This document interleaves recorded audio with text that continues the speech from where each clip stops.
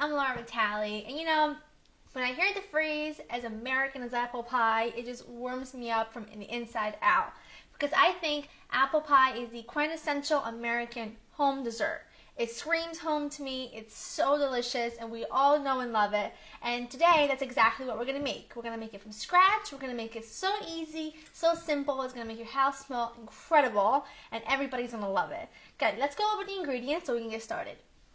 You're going to need some golden delicious apples, some sugar, a little egg wash, some orange zest, a little cinnamon sugar, some ground cinnamon, salt, nutmeg, all-purpose flour, and of course you're going to need pie crust. Now I make my own pie crust, and it's the same pie crust I use for my pumpkin pie. So if you want to check it out, go to my website at www.laurainthekitchen.com. Click on my pumpkin pie recipe, pumpkin pie video, and there's a recipe for the pie crust right underneath it.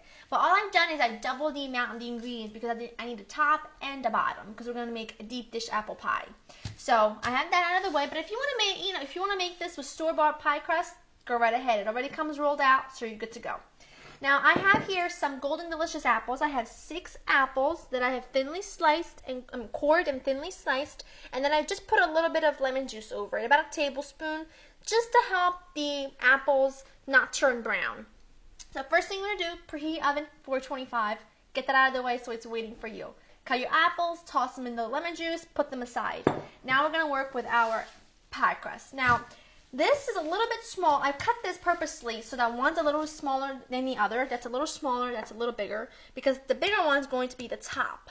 And because the apples are going to be a little bit, kind of big, you're going to have a bigger pie crust with the top to cover everything. So, get your 9-inch pie plate, spray it with a little nonstick cooking spray, set it aside. Now we're going to take a little flour. I'm just going to do that. I'm going to sprinkle a little bit of flour on the top, and also my rolling pin. Now, when you're working with pie crust, you always want to start from the center out. Just about done. You want to just make sure you keep it rolling. Is this not the best pie crust or what? I mean, it's so easy to handle. Look at that. It's so forgiving. All right. In your pie plate, of course, you want it overhanging because we're going to crimp it together. And you don't want to stretch it, okay? Just work it in, because if you stretch it, it's going to just go back to its normal size. So, okay, do that. We are in.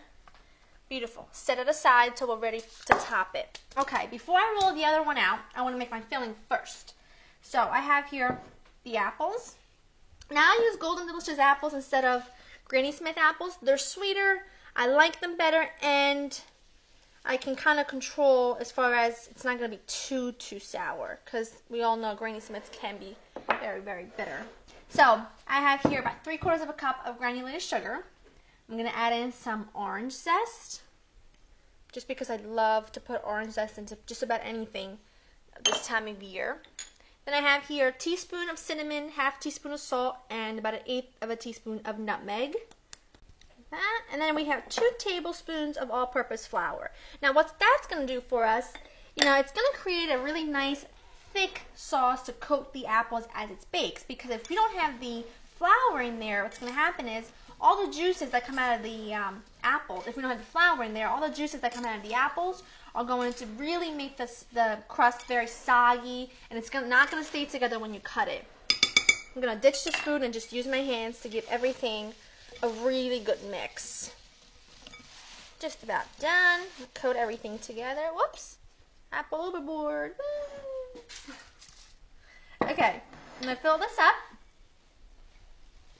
Look at that. Oh, it's going to smell so good. Just going to mix the bottom and just pour it with my hands, because I want to just cover every nook and cranny. I love the smell, and wait till you see how good your house is going to smell. Now I have my apples all inside my little pie shell. They're perfect and good, ready to go. Now I'm working on the top of the pie, the second pie crust. And same as before, working from the middle out, just like that. Here we go. We're good to go. Look how perfect that is. Love when things like that happen. They come out just right. This pie crust is so forgiving. Like I said, it's totally foolproof. It works every time. And look at that. No cracks, no tears, nothing. I'm taking a little bit of egg wash. And I'm just going to go around here. I mean, you really don't need to because we're going to crimp this all up. And now we're going to just cut off a lot of excess. You want to leave about an inch, but any more than that you want to cut off because that's going to get tucked in. We have that. Okie doke. Take that excess crust right here. Don't you dare throw that out. Put it in a little plastic baggie, and you can have a little crust for little mini tarts or anything you might need it. Okay, take the top now and right over, just like so. Stick it together. Now, this as well, you want to cut off any excess. Here we go. Save that. Okay, here's how she goes. You take the two, crimp them together, okay, and then tuck them under, like so. Same thing. Take the two, crimp them together, tuck them under. Okay, and then we're going to crimp it. But you want to make sure everything's tucked under. Like so. Okay, we have everything together pretty well. Now take your fingers, let's crimp it. Okay, you can do this however you want. Do it like, that's just usually how I do it. We have everything crimped together. Now take a small little knife and we're going to make 4 little slits, little air pockets. Just like so. Isn't she beautiful? Take a little of your egg wash, which is just a beaten egg with some water or milk or cream, whatever you have, and I want you to just go absolutely all over the crust, the waters and everything. Perfect. I have the egg wash on. Now I have here a little cinnamon sugar, which is just a tablespoon of sugar with about a 1/4 teaspoon of cinnamon in it. I'm just going to sprinkle all over the top, just like that. Okay, that's absolutely perfect. I'm going to take this, put it on a baking sheet that I've lined with aluminum foil, just in case there should be any spillage. And I have this little gadget, which just helps the borders not to turn. If it starts to turn too brown too quickly, I cover with it. If you don't have one of these, you can just use some aluminum foil. Now this is going to go into your preheated oven for, I want to say, about an hour. Check it in about an hour. It should be nice and deep golden brown and crusty. And like I said, check it every 15 minutes or so. If the borders start to get too crispy, too brown, you put a little safety guard on it or some aluminum foil, anything to keep it from getting too dark.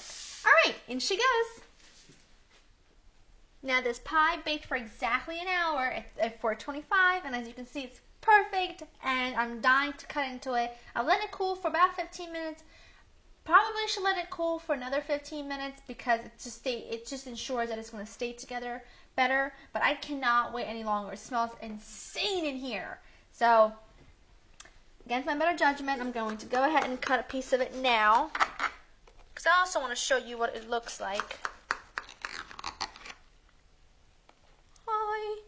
Look at that. I did lose some of the apple filling because it is too hot to cut, but you know what? It does not matter. Here we go.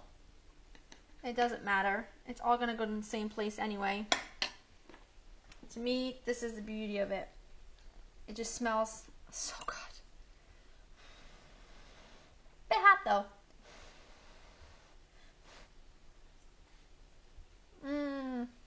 Oh my god. So good. Sorry, it's so good. Those apples, all the difference. Instead of using Granny Smith, definitely go for the Golden Delicious. And let it wait till it cools about 30 minutes before you cut it. Otherwise, as you can see, it does fall apart, but it's just as delicious. I hope you guys have enjoyed spending time with me. To get this recipe and other recipes, check out my website. It's www.onearmykitchen.com, and I'll see you next time. Bye-bye.